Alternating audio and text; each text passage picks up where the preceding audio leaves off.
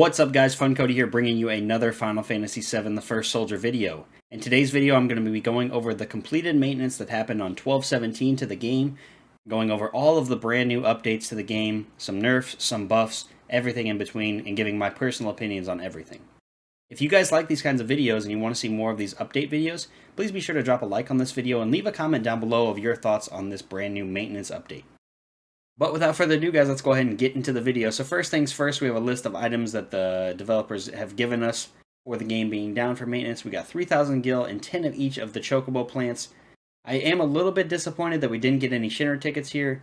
That's really what I want, me personally. A lot of people on Twitter and Facebook were complaining about these items here, especially with the Chocobo nerf that's in this very maintenance notice.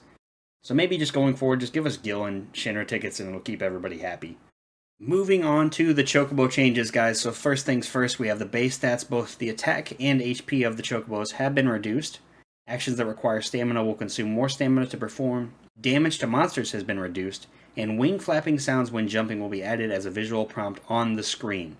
So starting off, the base stats, you can tell the attack and HP have been significantly reduced. A max attack Chocobo will now only hit a monster for 90 damage, and I believe it's the same for an actual player in the game as well. I believe it just does 90 damage, which is good. It was 150 to players and 300 to monsters before, which was just way too much. You were killing monsters in one shot, killing enemies in one shot. Everything was getting one-shotted by your Chocobo. Glad to see these changes implemented to the game. Now, the actions that require stamina will consume more stamina. When they say that, they mean it's going to be a lot of stamina. You can no longer jump kick like 4 hedgehog pies in a row. You will be out of stamina completely and have to wait for the bar to refill. I think this change might have been a little bit too much, but they probably wanted to, get rid of the end game being just 10 Chocobos going against each other. So I think overall it is a good change. It is a little bit harsh that the stamina goes down so quickly, so maybe we'll see a change to that in the future. Next up, we have the damage to monsters reduced. Once again, a max attack Chocobo can hit for 90 damage to a monster. We're no longer going to be one-shotting hedgehog pies. We're no longer going to be 3-kicking bombs. It takes a lot more to kill these things now if you're using a Chocobo to do so. As far as the wing flapping sounds when jumping will be added as a visual prompt on the screen, I haven't personally noticed this. There's a lot less Chocobos in the game, so it's kind of hard to kind of gauge exactly what this is. I thought originally that it would appear on like that wheel that appears whenever there's like a shot or footsteps near you, but I haven't seen it appear yet, so I'll have to get back to you guys whenever I do notice that. And then last but not least, to the Chocobo traits. Power Nap, the best ability in the game in my opinion for a Chocobo trait. The cooldown time has been extended, so it's going to take a little bit longer to call in your Chocobo if it dies in battle or if you dismiss it. It was way too overpowered before. You could just call in a Chocobo, walk to the next Chocobo stop, and it'd be almost ready to go by the time you got there. So I'm glad to see that change. Chocobos have been completely nerfed into the ground.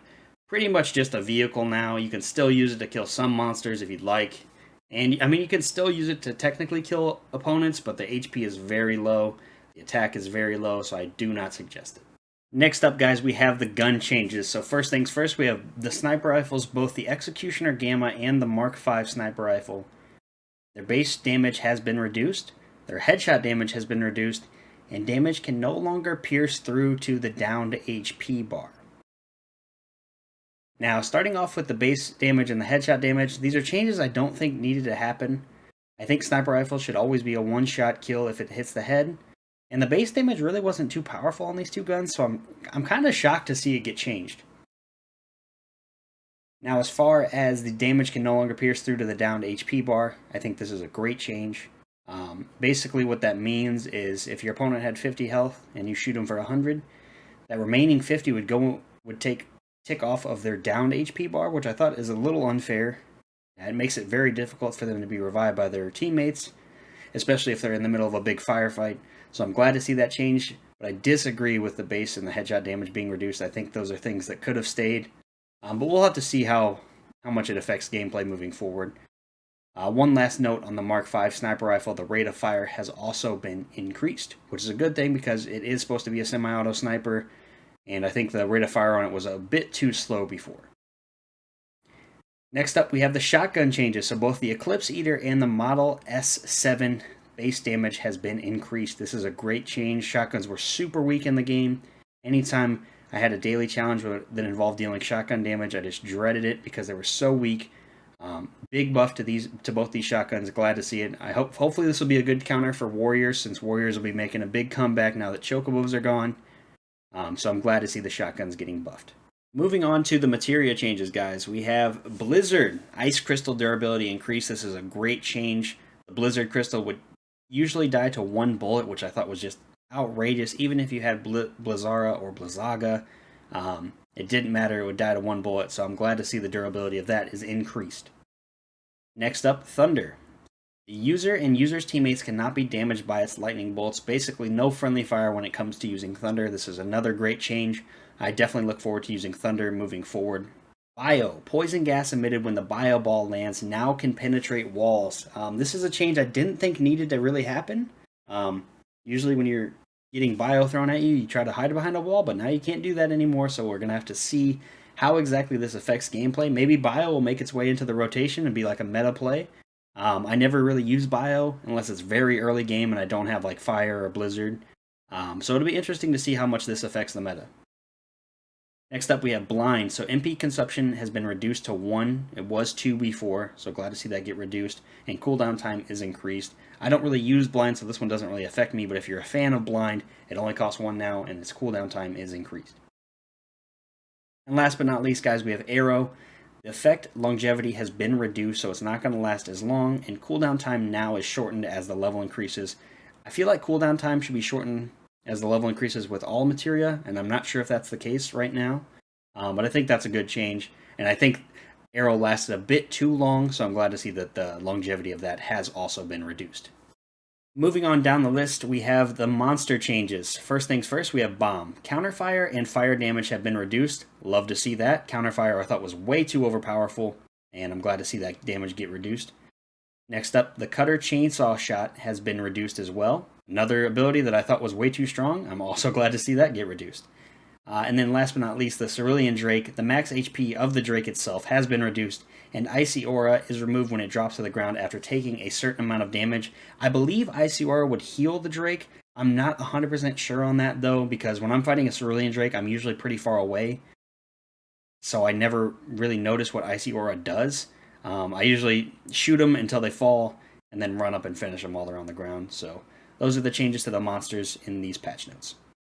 Next up, we have Revival. Downed HP gauge of teammates will no longer decrease while reviving them. I think this is a great change. I thought it was ridiculous that while you're trying to res your teammates, their downed health bar is still going down, so I'm glad to see this change implemented.